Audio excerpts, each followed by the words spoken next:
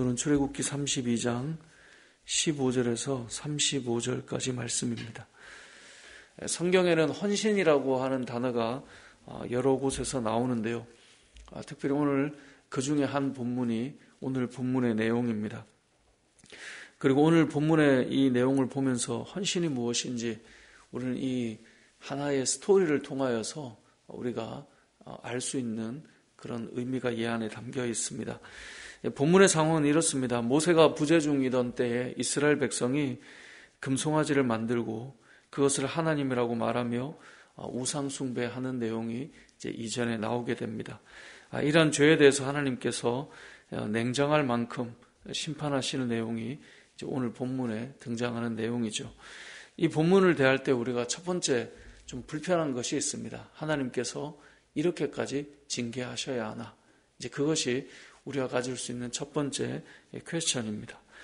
그런데 우리가 하나님께서 우리에게 어떤 죄에 대해 징계하는 것에 대해서 우리가 항상 가지고 있는 마음이 뭐냐면 하나님은 사랑이신데 용서하셔야지 라고 하는 것이 전제가 깔릴 때가 있습니다. 이제 그렇게 되면 이게 좀 불편해져요. 예를 들어서 어떤 사람이 여러분에게 큰 잘못을 했어요. 자, 큰 잘못을 했는데 그 잘못에 대해서 당연히 그 잘못에 대한 용서를 구하든 값을 치르든 해야 되는데 그 사람이 이렇게 생각을 합니다. 아니, 내가 죄는 지었지만 너가 교회 다니는데 이런 것 가지고 그렇게 반응하냐? 당연히 너가 용서해야지 라고 생각을 한다면 우리는 믿는 사람으로서 이걸 용서를 해야 되나 말아야 되나 고민을 하다가도 본인이 잘못하고 너무나 떳떳하고 용서가 당연하다라고 생각해버리면 우리의 마음이 좀 불편해지지 않겠습니까? 용서는 당연한 것이 아니라 값을 치르는 것이 마땅한 거죠. 죄를 짓거나 잘못을 하면 응당 그 값을 치러야 마땅한데 용서라는 것이 거기에 임할 때 그건 은혜의 측면인 거죠. 누군가가 여러분에게 막 함부로 말을 하고 다녔습니다. 그러면서도 어떻게 그렇게 말해? 그렇게 말할 수도 있지. 그 정도는 네가 용서해야지 라고 하는 것은 당연한 측면이 아니라 그것을 이해하고 받아들여 주는 것은 용서의 측면이고 용서라고 하는 것은 은혜의 측면이다라고 하는 것이 그것이 우리가 전제에 깔려 있어야 된다는 것입니다. 오늘 본문의 내용도 마찬가지입니다. 오늘 본문에 이스라엘 백성들이 하나님이 어찌 보면 좀 세게 느껴질 수 있지만 오늘 본문 이 30절에 보면 이튿날 모세가 백성에게 이르되 너희가 큰 죄를 범하였도다라고 말하고 있습니다. 그러니까 큰 죄를 하나님 앞에 범죄하고도 만약에 우리가 내가 죄를 지었기로서니 하나님이 이렇게 하시면 안 되지 라고 한다면 마치 누군가가 여러분에게 큰 죄를 지은 다음에 내가 죄를 지었기로서니 네가 교회 다니는 사람인데 이런 거 가지고 그래 라고 하는 것과 다를 것이 없는 것입니다. 그러니까 우리가 성경을 대할 때 하나님의 사랑이라고 하는 측면을 마땅하다고 자꾸 여기다 보면 범죄한 이후에 돌이키거나 회개하거나 하나님의 공의에 대한 부분은 사라질 수밖에 없어요. 그래서 예전에 어떤 신학자들은 그런 주장까지 합니다. 하나님이 우리를 만드셨는데 우리가 죄를 좀 지었다고 해서 지옥을 만들고 우리를 그렇게 심판하신다면 어떻게 하나님이라 할 수 있는가? 그래서 우리가 죽은 이후에 지옥을 갈 사람은 한 명도 없다라는 거예요. 왜냐하면 하나님은 사랑이시니까. 결국 모든 인생은 다 하나님이 만드셨기 때문에 결국은 다 하나님이 인도하시는 그 풍성한 은혜로 갈 수밖에 없다라고 이야기를 하곤 했었습니다. 여러분 그렇게까지 나아가게 된다면 과연 성경에 나오는 죄의 문제와 또 하나님의 심판에 대한 이야기는 설 자리가 없는 것 아니겠습니까? 오늘 본문의 이 내용을 우리가 전제는 그것입니다. 우리가 하나님 앞에 범죄한 그 일에 대해서는 하나님께서 분명하게 값을 치르게 하신다는 거예요. 그런데 성경을 보다 보면 우리가 죄를 지을 때마다 값을 치르는가? 그렇지 않죠. 어쩌면 죄를 짓는 것마다 하나님은 다 용서하고 넘어가세요. 그런데 정말 이 간헐적으로 하나님께서 우리에게 심판하시거나 징계할 때가 나타나는 거예요. 제가 성경 공부할 때 그런 말씀 드렸는데 부모가 자녀의 잘못을 볼 때마다 자녀를 혼내고 훈계하고 그래 하지 않죠. 때로는 이해하고 넘어가고 그러면 안 된다 말도 하고 그러다 도저히 고쳐지지 않을 때 그때 부모가 한 번씩 따끔하게 이야기하거나 혼을 내죠. 예를 들어 어느 부모가 자녀를 교육하는데 엘리베이터에서 뛰거나 어떤 공공 질서가 지켜지지 않는데 부모가 계속 내버려 둘 때 요즘에 많은 사람들이 그런 모습을 보면 불편하지 않습니까? 아니 왜 저렇게 키울까? 근데 그분이 얘기하는 거죠. 나는 사랑으로 키운다. 이럴 때 누구도 동의하지 않을 것입니다. 아니 그래도 한 번은 이야기해야지. 그러지 않겠습니까? 그러니까 성경을 읽다 보면 여러분 어떤 하나의 사건을 가지고 하나님을 판단할 것이 아니라 성경 전체를 보면 이스라엘 백성들의 그들의 원망과 불평과 그들의 모습을 본다면 어찌 보면 우리가 자녀를 교육하거나 우리가 누군가를 가르칠 때의 모습보다 하나님께서는 훨씬 더 사랑이 많으시고 인자가 풍성하시다라고 하는 것을 사실 경험할 수밖에 없습니다. 그러니까 오늘 본문을 통하여서 우리가 그것이 먼저는 풀려져야 합니다. 두 번째는 이것이 오늘 본문에 보면 26절에 이에 모세가 진문에 서서 이르되 누구든지 여호와의 편에 있는 자는 내게로 나오라. 그러니까 하나님 편에 있다라고 생각하는 사람은 나오라는 거예요. 그때 사람들이 모였는데 그들이 누구냐? 레위 지파의 자손들이 다 모이기 시작합니다. 그들에게 명령을 해요. 27절에 보면 이스라엘 하나님 여호와께서 이렇게 말씀하시기를 너희는 각각 허리에 칼을 차고 이 물에서 저 문까지 왕래하며 각 사람이 그 형제를 각 사람이 자기의 친구를 각 사람이 자기의 이웃을 죽이라 하셨느니라. 사실 이스라엘 공동체는 이럴 수밖에 없습니다. 형제고 이웃이고 친족이고 다 그렇지 않겠습니까? 왜냐하면 야곱으로부터 다 태어난 그 형제들이 하나의 민족을 이루었으니 이것은 어찌 보면 좀 당연한 말이긴 한데요.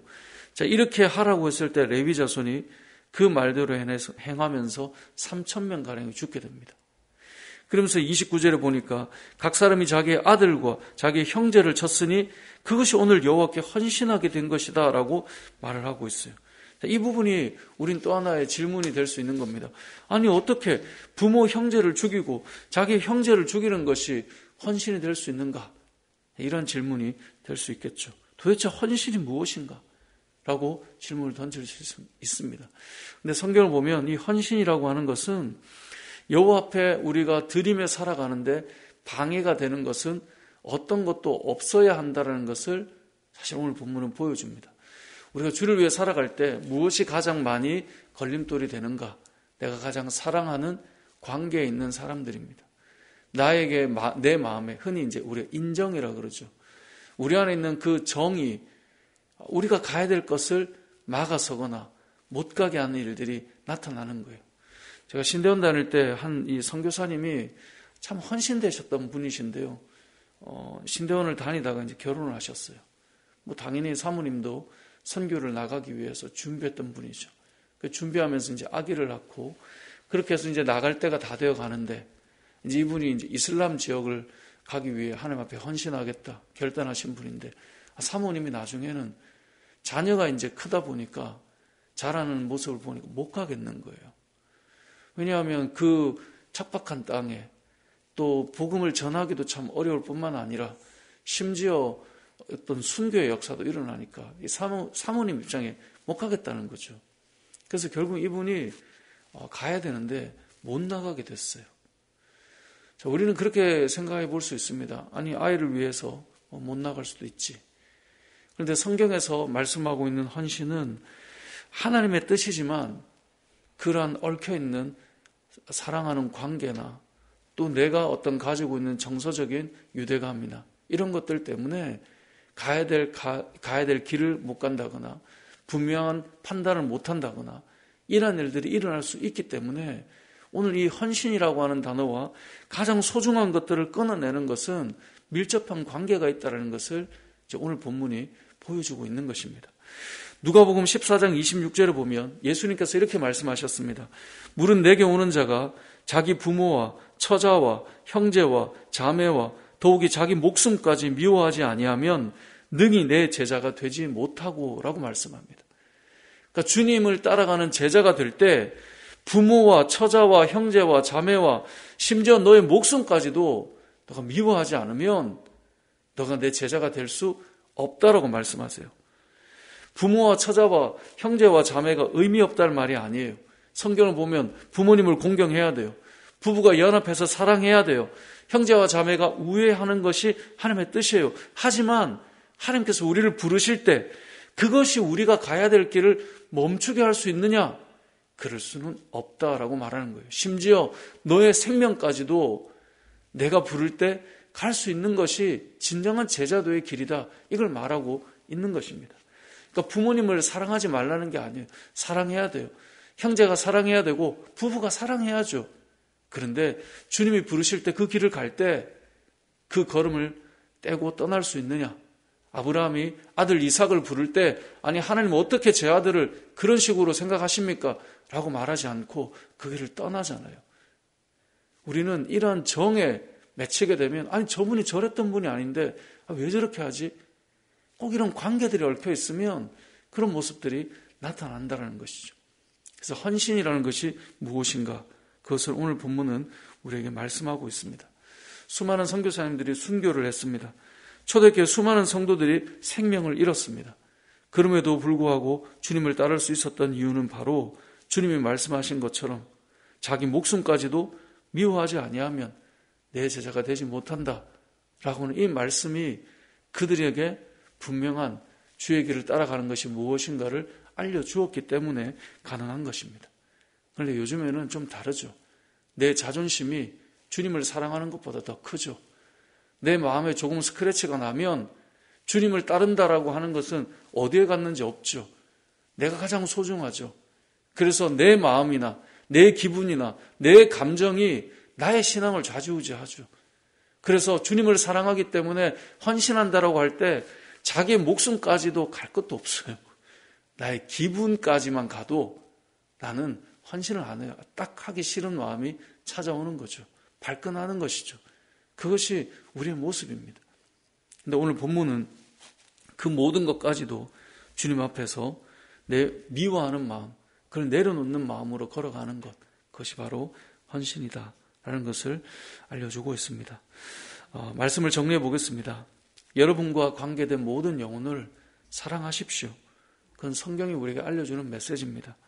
하지만 그 사랑한다는 것 때문에 주를 위해 살아가는 그 일이 또 걸어가는 그 걸음이 걸림돌이 되지 않도록 주님을 더 사랑하며 살아가는 것이 진정한 헌신된 삶의 모습이다라고 하는 것을 기억하시고 특별히 가장 소중한 아들까지도 하나님 앞에 드리며 하나님께서 그럼에도 살리고 새롭게 하실 것을 신뢰하며 나아갔던 아브라함처럼 저와 여러분의 삶이 또 오늘 이 본문에 등장하는 레위인들처럼 하나님의 편에 서서 주를 위해 살아갈 수 있는 귀한 믿음의 사람들 되시길 주님의 이름으로 축복합니다.